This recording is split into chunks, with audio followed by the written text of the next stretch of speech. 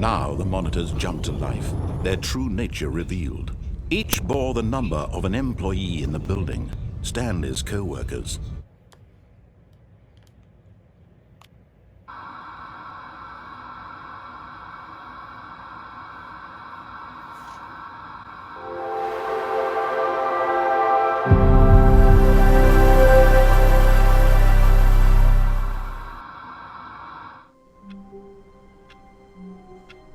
Alright, so we've done a bunch of variation endings. This time I'm actually going to do All of his co-workers the were normal gone. ending. What could it mean?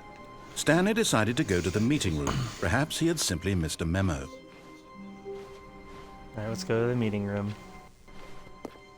There are way more variations, obviously. I love the one with the Rocket League and Firewatch was great. That's different than the normal game, or than the old version. And I think there's some other stuff. Stanley came to a set of 2 open doors. He entered the door on his left. I did. I entered the door on my left.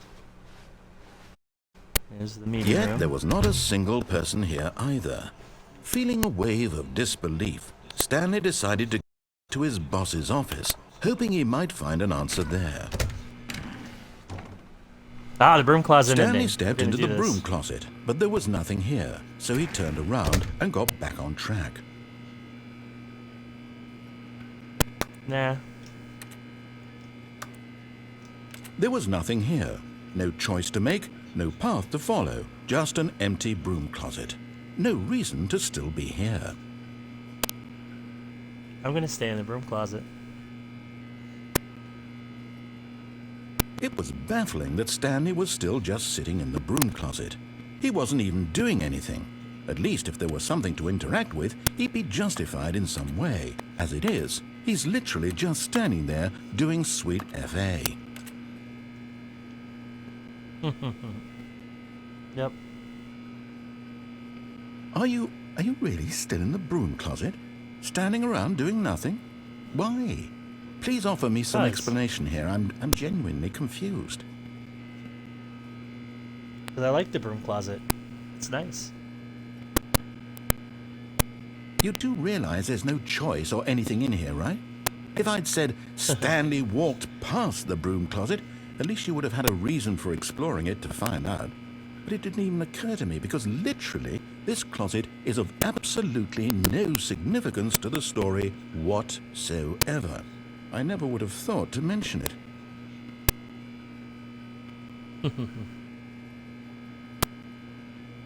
Maybe to you this is somehow its own branching path.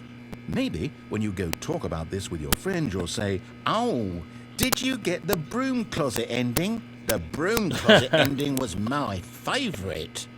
I hope your friends find this concerning.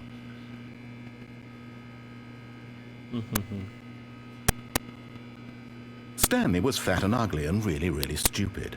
He probably only got the job because of a family connection. That's how stupid he is. That or with drug money. Also, Stanley is addicted to drugs and hookers. He keeps insulting me. That's great. I'm just gonna keep standing here. Well, I've come to a very definite conclusion about what's going on right now. You're dead. You got to this broom closet, explored it a bit, and were just about to leave because there's nothing here, when a physical malady of some sort shut down your central nervous system and you collapsed in front of your screen. Well, in a situation like this, the responsible thing is to alert someone nearby so as to ensure that your body is taken care of before it begins to decompose. Hello? Anyone who happens to be nearby? The person at this computer is dead.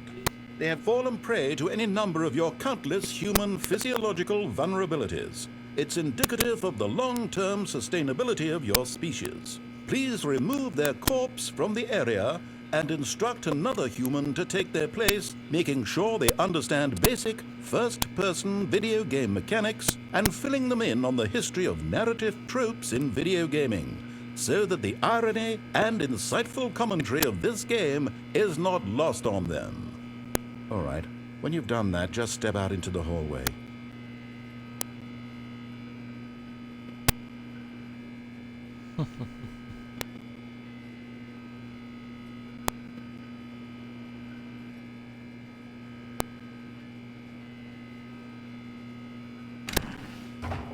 Ah, second player. It's good to have you on board. I guarantee you can't do any worse than the person who came before you.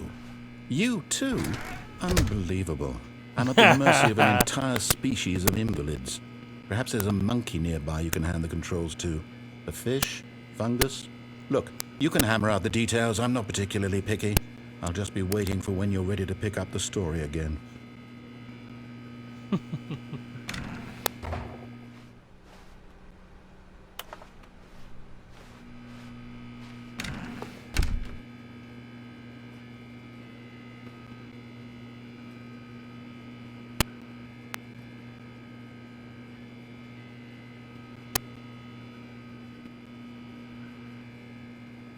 Okay. I don't think there's any more dialogue for standing around in here, so I'm gonna leave the broom closet. But we got some fun stuff out of that. Coming to a staircase, Stanley walked upstairs to his boss's office. We're gonna go underneath the boss. Actually, no, I said we were gonna follow the rules, so we're gonna follow the rules this time.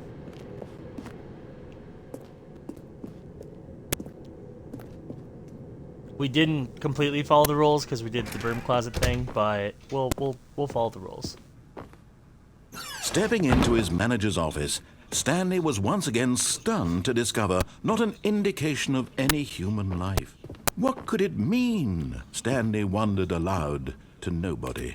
He began wildly tearing through papers on the boss's desk, pulling books off the shelf, looking behind paintings, desperate for clues to his situation. But his attention was caught by a keypad behind the boss's desk. What could its purpose be? In fact, this keypad guarded the terrible secret that lay buried below his feet. And so the boss had assigned it an extra secret PIN number, 2845. But of course, Stanley couldn't possibly have known this.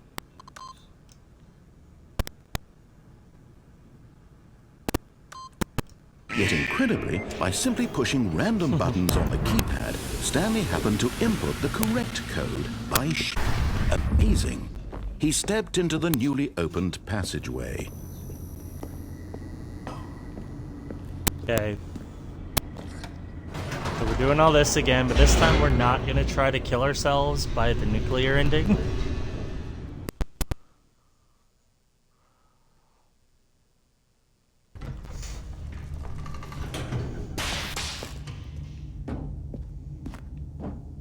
Stanley walked straight ahead through the large door that read Mind Control Facility. We will go to the escape route, don't worry. I was curious. The lights rose on an enormous room packed with television screens. What horrible secret did this place hold? Stanley thought to himself. Did he have the strength to find out?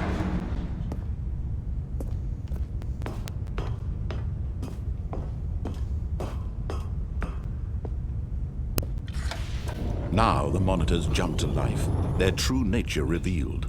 Each bore the number of an employee in the building, Stanley's co-workers. The lives of so many individuals reduced to images on a screen, and Stanley, one of them, eternally monitored in this place where freedom meant nothing.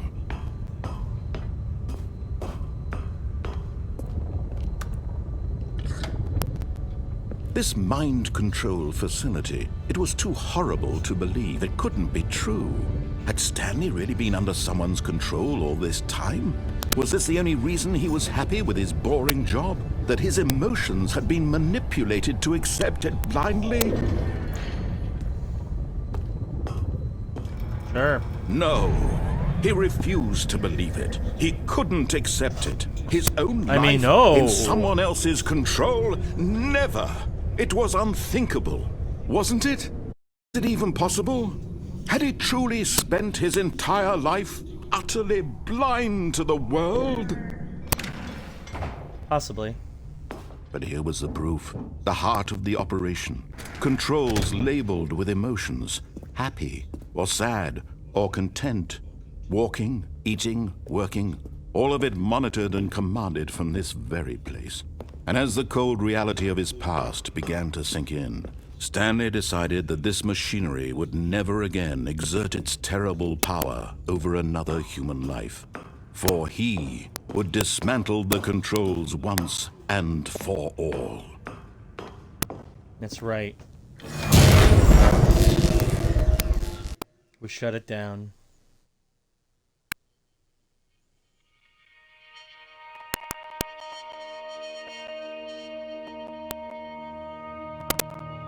Blackness and a rising chill of uncertainty.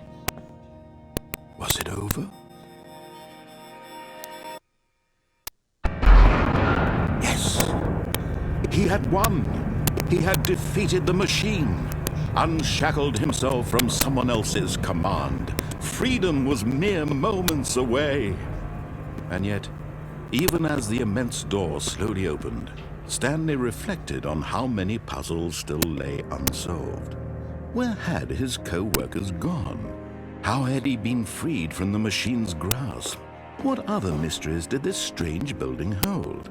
But as sunlight streamed into the chamber, he realized none of this mattered to him, for it was not knowledge or even power that he had been seeking, but happiness.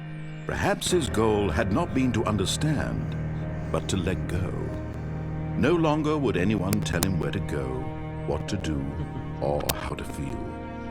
Whatever life he lives, it will be his. And that was all he needed to know. It was perhaps the only thing worth knowing. Stanley stepped through the open door.